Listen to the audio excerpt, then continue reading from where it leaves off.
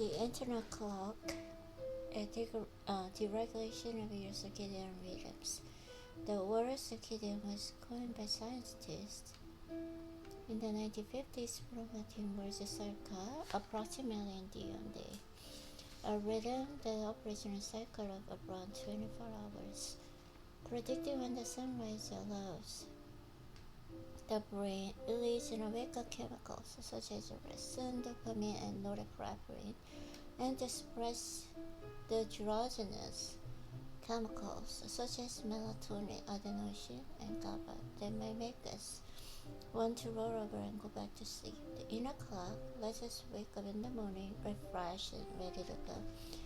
Biological clocks evolved early in evolutionary history. When most cells were light sensitive, activity in synchrony with the light diet cycles. The clocks are wired into the genes. Plants use photosensitive intracellular clocks to detect the length of days. Biological clocks help plants prepare for the sun rise by raising the leaves, tilting them toward the sun, and preparing their internal factories to perform photosynthesis and converting sunlight into the nutrients. So much so that when tissue from biological clocks of young animals has been transplanted into older animals, the older animals live longer. In mammals, the circadian rhythms relate in three separate processes, like dark cycles and the food consumption that result by peripheral oscillations. To regulate them to re-evolve a master clock. In humans, this is located within the hypothalamus, a structure called a suprachiasmatic nucleus, or SCN. The development science approach seeks to understand the interaction between genes, culture, and opportunity. Biological clocks are a fascinating example of this. They function by taking input from the environment, primarily light, but also your eating schedule and your own activity cycle, which are influenced by a culture light whether it arrives in the rising sun and little bit of light on your cell phone charger can turn particular genes on and off, changing the timing of the when they produce certain proteins that influence the biological clock and circadian rhythms. Daylight or lack of it can speed up or slow down the circadian rhythms.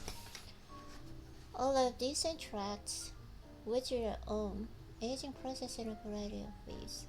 Here's just one example: light, and blue light in particular is necessary to program the biological clock, characteristics which accompany aging are yellow, and so they tend to block out blue light.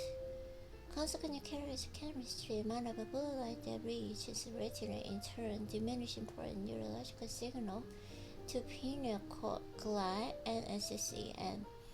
In some cases, cardiac surgeries has restored sleep quality to older adults by allowing more blue light in during the day and thus restoring a healthy melatonin release schedule.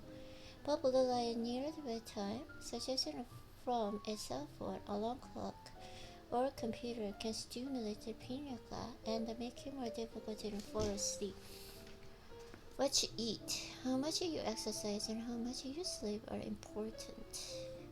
But in the past few years, neuroscientists and chronobiologists, people who study biological clocks have come to understand that when you eat, when you exercise, and when you sleep may be just as important. This is particularly true of older adults. The gastrointestinal tract has a proper circadian clock of its own and is also home to billion of microbiota, also called a microbiome. Everyone's microbiome is unique, and organisms that make it up have their own clocks. Research on the microbiome is still its infancy, but early evidence points to the possibility that what and when you eat can influence the microbiome clock. The circadian rhythms of your microbiota, and then further, your microbiome can send information up to the suprachiasmatic nucleus in hypothalamus, can regulate the microbiome through triggering production of glucocorticoids, insulin, and other timing and rhythm altering substances. As you probably know, people differ in terms of the time of the day, when they're most fresh and alert. In popular parlance, in an early bird, my wife is a night owl. We have a different chronotypes. Different chronotypes have a genetic basis, but they also interact with environment and experience. Years of staying up late consistently and exposed to blue light beyond sundown can cause changes in the gene expression that shift to your chronotype at the genetic level. But this doesn't always happen. A great many shift work recently and a conflict within an inherent chronotype, and this is responsible for accidents, depression, and loss of productivity. Aging clock.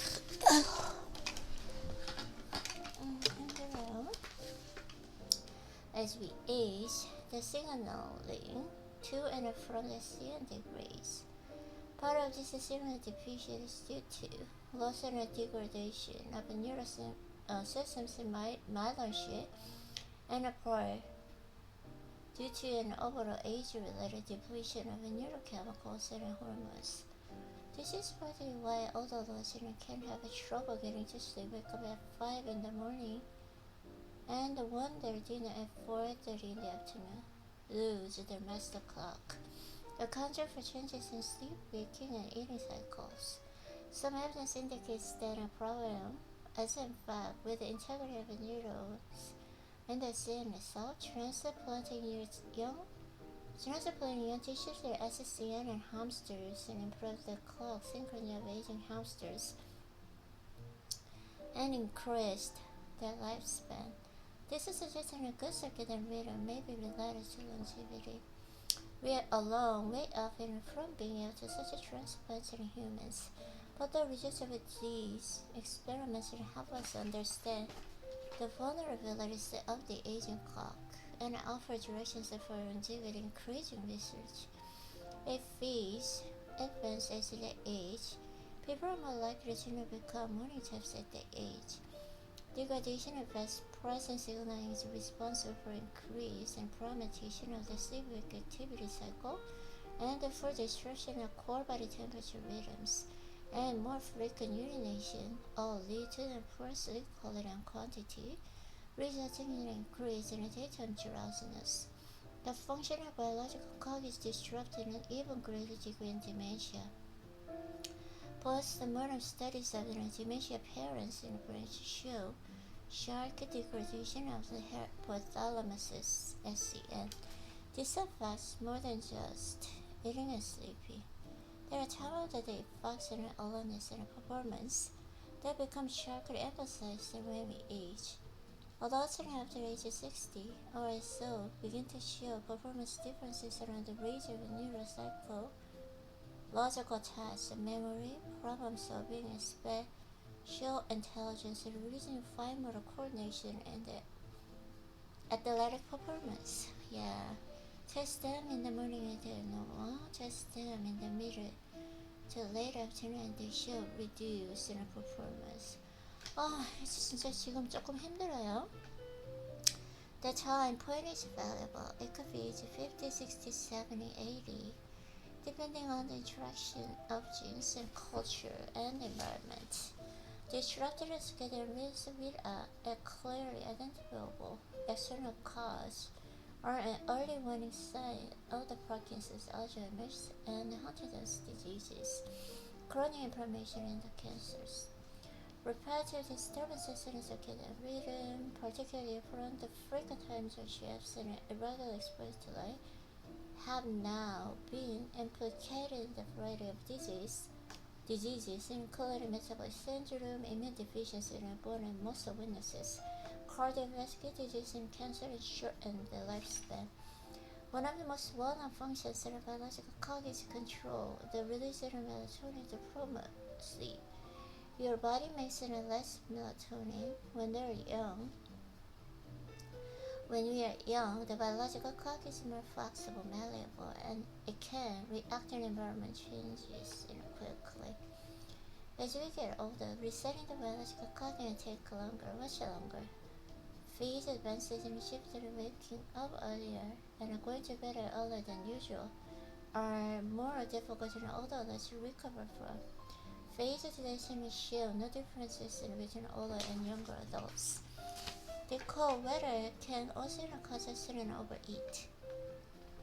Sleep hygiene.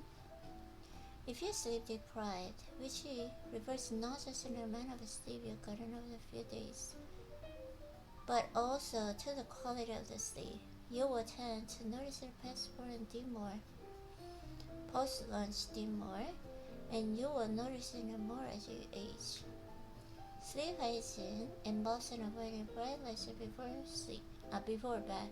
Sleeping in a completely dark room, get blackout curtains if you need to, and going to bed and wake up at the same time every day. Now that we know about these circadian rhythms, this makes sense. Your biological clock expects you to go to sleep at a certain point within a 24-hour cycle. It adjusts and your core body temperature, slow digestion, release melatonin, reprocessing and dopamine nervous system and other regulation. If you go to sleep earlier than usual, these cycles are later out of sync with an effect that you're sleeping. Sleep quality is impaired. Diet is important too. Eating within 2 hours in a bed and they decouple the central circadian rhythms from those in the liver, stomach, and intestine. What you eat can also be a factor. Alcohol is known to disrupt sleep cycles and circadian rhythms, and high-fat diets tend to advance the clock.